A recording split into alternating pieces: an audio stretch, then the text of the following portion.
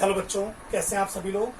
बढ़िया, that's good. चलिए आज हम लोग फिर से कुछ प्रॉब्लम डिस्कस कर रहे हैं जो बेसिकली फैक्टर थ्योरम पर ही बेस्ड है। Let we see the problems. चलिए, मैंने पहले ही इन तीनों प्रॉब्लम को नोट करके रखा हुआ है, टाइम भी बचेगा इससे हमारा। हम इन तीन प्रॉब्लम को आज डिस्कस करेंगे, तीनों अच्छे प्रॉब्लम हैं।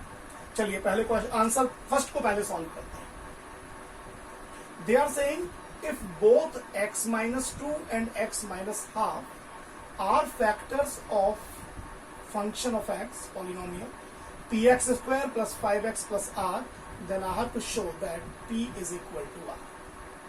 हम पहले इस केस को लेते हैं। x minus 2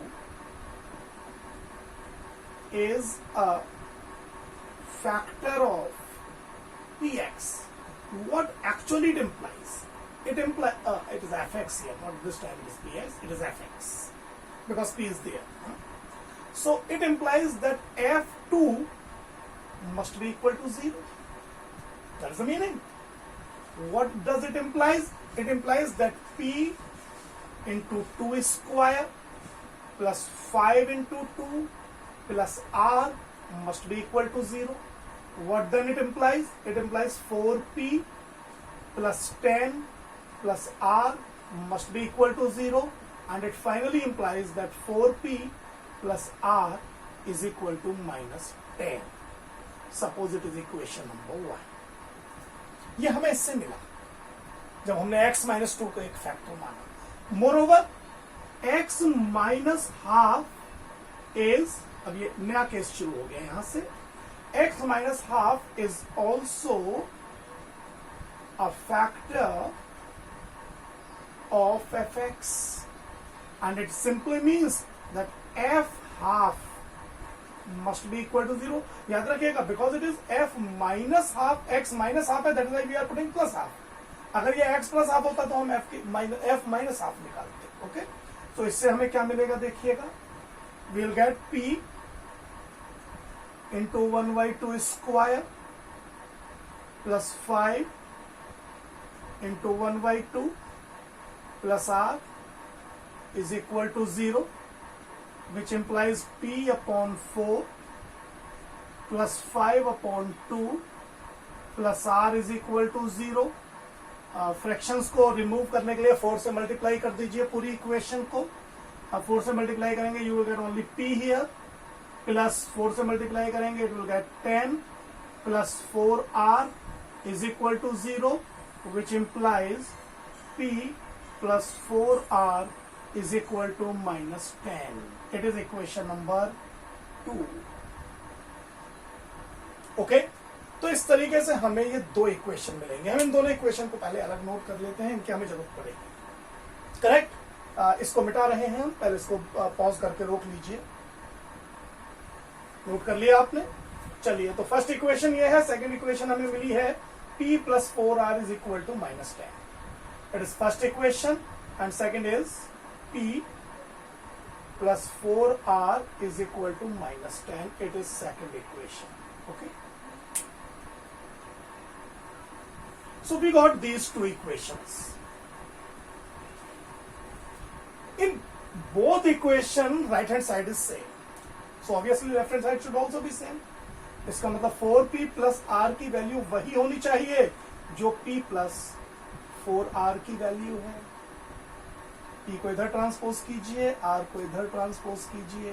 so what you will get? You will get 4p minus p is equal to 4r minus r, which simply implies that 3p is equal to 3r, which implies p is equal to r, जो मुझे यहां show करके दिखाना था।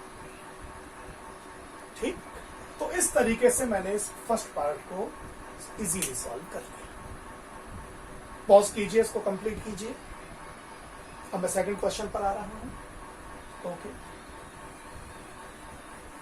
Second question एक better question है comparatively first question is good. Use factor theorem to show that x plus a is a factor of x raised to the power n plus a raised to the power n for any odd integer.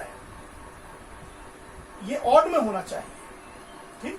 अच्छा चलिए, अगर हम ये मान लें कि x plus a इसका factor है, तो हम अगर x की जगह पर माइनस ए पुट करेंगे तो रिजल्ट 0 आना चाहिए, और अगर रिजल्ट 0 आ जाता है तो इसका मतलब x प्लस ए इसका फैक्टर होगा। लेकिन हमें यह भी शो करना है कि ये रिजल्ट तभी आना चाहिए जब हम n की प्लेस पर ऑड इंटीजर पुट करेंगे, वरना ये रिजल्ट नहीं आना चाहिए।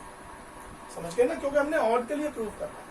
चलिए हम मान के चलते हैं कि सपोज ये हमें px गिवन है x raise to the power n plus a raise to the power n, और हम इसको कंट्राडिक्शन से कर रहे हैं। हम ये मान के चल रहे हैं कि नहीं x प्लस ए, हमें रिवर्स करना था, लेकिन हम मान रहे हैं कि ओके x प्लस ए इसका फैक्टर है या नहीं है। ये जानने के लिए हम इसमें x के प्लेस पर माइनस ए पुट करते हैं और हम फाइंड करते हैं p माइनस ए। अगर ये 0 आता है फॉर ऑड n तो हमारे कंडीशन फुलफिल हो जाएगी। ठीक, अगर हम माइनस ए पुट करते हैं तो ये हमें मिलेगा minus a raise to the power n plus a raise to the power n, और तो कोई ऑप्शन यहां मिल ही नहीं रहा।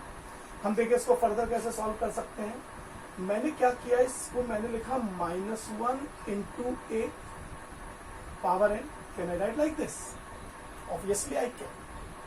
Plus a raise to the power n, it can be written as -1 raised to the power n into a raised to the power n plus a raised to the power n. It can be further rewritten as a raised to the power n common -1 raised to the power n plus 1.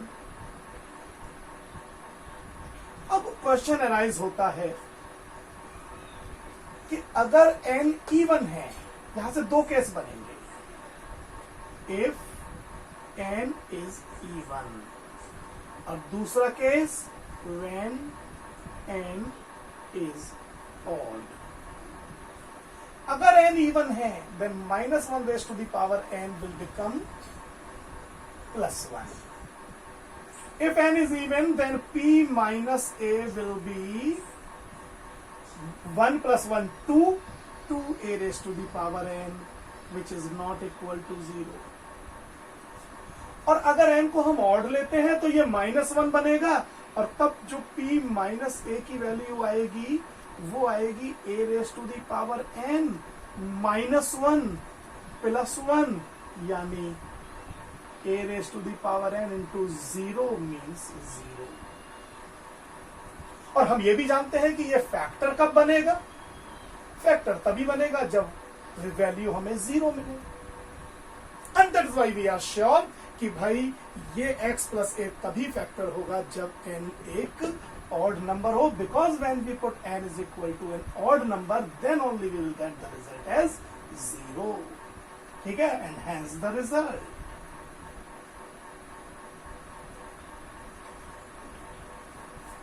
Clear to everyone? तो इस तरीके से हम इस second वाले part को भी समझ सकते हैं।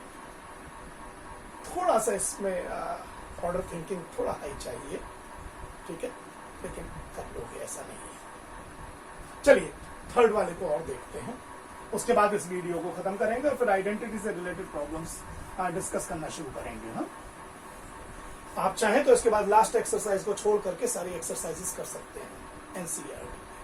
ठीक, चलिए अभी इसको देखते हैं। If x minus a is a factor of px is equal to 3x square minus mx minus na, then prove that this। अच्छा, यहां पर मुझे जो पॉलिनोमियल गिवन है, अगर मैं थर्ड क्वेश्चन की बात करूं, polynomial px is given as 3x square minus mx minus na, तो मुझे गिवन है कि जो gx है वो है x माइनस ए फैक्टर, और मुझे ये कहा हुआ है कि ये फैक्टर है।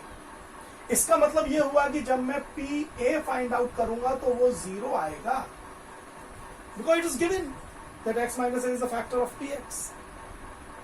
तो अगर फैक्टर है तो remainder must be 0, correct? So p a must be 0। What actually it implies? It implies 3 into a square minus m a minus n a is equal to 0।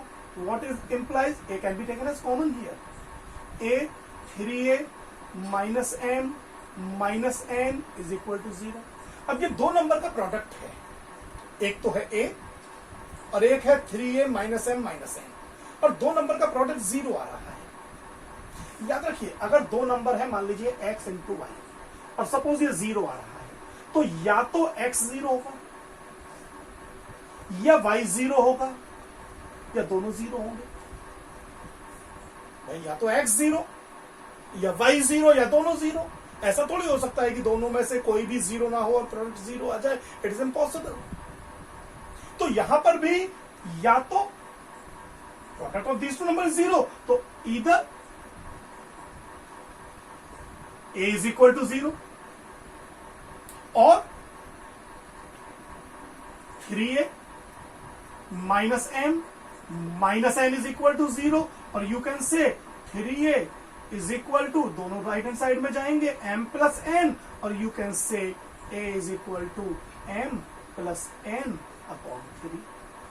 तो जब हम पहली वाली टर्म को 0 मानेंगे तो हमें ये वाला रिजल्ट मिल जाएगा, और जब हम इसको 0 मानेंगे तो हमें ये रिजल्ट मिल जाएगा। ये भी हो सकता है दोनों ही करेक्ट हो, दोनों ही 0 हो, ठीक।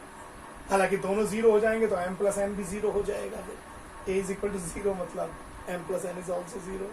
समझ सकते हो ना, m is equal to minus n, तो मैं ये भी प्रूव करवा सकता था, then prove that m is equal to minus n। ये क्वेश्चन ऐसे भी बन सकता था। हाँ?